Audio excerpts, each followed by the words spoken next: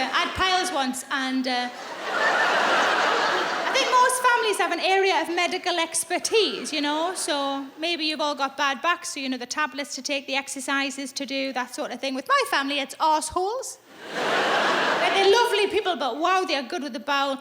And the day that I realised I had piles, I rang my dad, because he's my arsehole phone a friend. And I told him what was going on, and he said, right.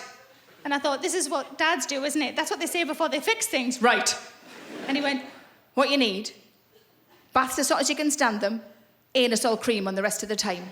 I said, thank you. And I hung up. I rang him back like 20 minutes later. I said, I'm having some trouble. He said, what kind of trouble are you having? I said, I cannot really see what I'm doing. He said, I don't know what you mean. I said, well, I'm not supple enough to do it that way, and I've got too much here to be able to get access through there. And he went, right. And I thought, again, he's going to fix it. And he said, what you need is one of those mirrors that the police use for looking for bombs under cars.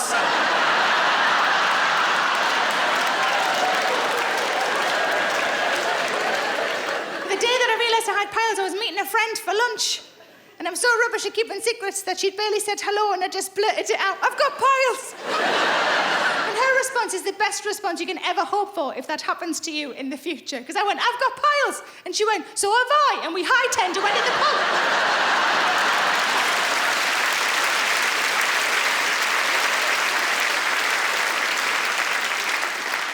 And I was out shopping with a friend of mine a few months ago, just having a nice shop. It was a bit chilly out, so we decided to get some takeaway teas just to carry around with us as we went. And we went into this cafe, we stood in a queue. Quite quickly I realised the man behind me in the queue I knew, not very well, but enough to say hello to. And very quickly he offered to buy my tea for me. And I was immediately transported back to my sort of 18-year-old self. My mum had ingrained in me to never accept a drink of somebody you don't know really well, especially a man, because you'll probably want something in return. So I immediately went back with a very aggressive no. And then I thought, maybe I'm being a bit unfair. Maybe it's a different situation. Me, 18 in a nightclub, me, 41 in a cafe with me friend. It's daylight, we're getting teas, we're taking them away. Maybe this is different. But when he offered again, go on, let me buy your tea for you, all I could think of was, what's he going to want in return? And then I thought, it's £1.70, probably just a flick at the end.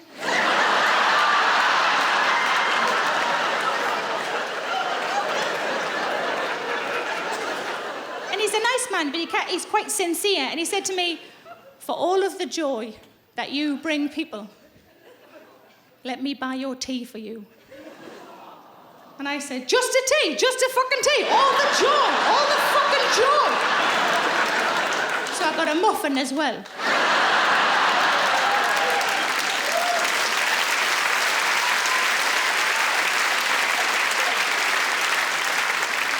Flick, flick.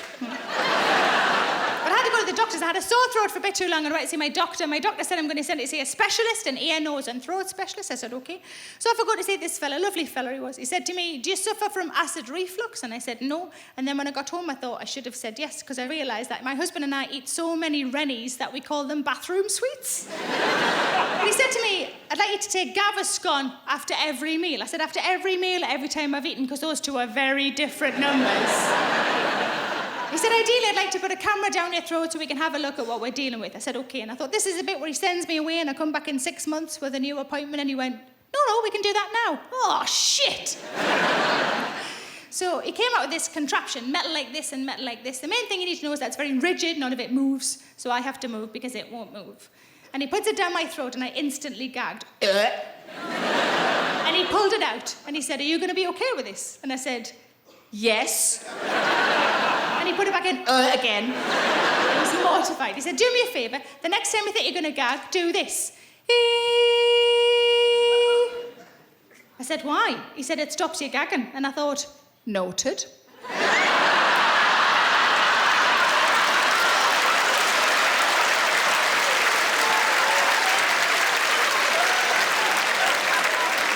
husband's going to think he's being sucked off by a Geordie pensioner. And who knows, someday he might be. No, I mean that will be pensioners. I don't mean like for a present.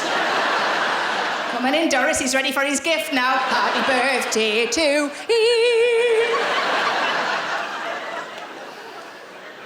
I've been trying to think of different things that I've done since the last time I was on tour. And one of those things is that I got married. Oh, thanks. And there's obviously loads of things I love about my husband. I'll tell you a couple of them. One of the things I love about my husband is that one time when he went food shopping, he came home with 18 tins of custard. Now, who doesn't love that? But I did question the amount. I said, why 18 tins? He said there was an offer on. He fucking loves a bargain. I said, what was the offer? He said, buy one, get one free. I said, still, why 9 tins? I only had one banana. And I didn't want to eat it on its own, because then it's fruit, not pudding. That's no good, is it? But I chose to say it a different way. I thought maybe this is a longevity thing. Maybe he thinks we're going to be together a long time. 18 tins of custard long. Turns out 18 tins of custard only lasts a fortnight. Another thing I love about him is that he is as good with children as I am, which is not at all. We don't have many friends who have kids because mostly we try and shake them off. I'm sure you've got kids, and I'm sure they're smashing, but I'm glad you've left them at fucking home. Presumably so are you. My husband has a friend, that they've been friends since they were teenagers, and this particular friend has a little boy who's that sort of age. I'm going to say 5, but it's very much a guess. And this little boy is always there every time my husband visits his friend, because he hasn't got a job or anything yet. And the last time my husband visited his friend, the little boy said to him, will you read my book, please? So polite, so polite. My husband said, of course I will. So the little boy handed his book to my husband, and my husband read the book in his head. This is how shit we are with kids. Just silently flick through the pages. Passed it back to the little boy. Said, do you think that little boy was giving you a recommendation? But we were on a train, my husband and I, quite recently, sitting opposite each other, very busy train, very packed with loads of people, and I needed to tell him something, but I didn't want to say it out loud because a lot of people are around. So I thought, I'm going to try and just say it with my face, not use any words at all, just get the message across a different way. Now, we've only been married for 2 years, but we've been together for 10. Give us a cheer if you're in a long-term relationship.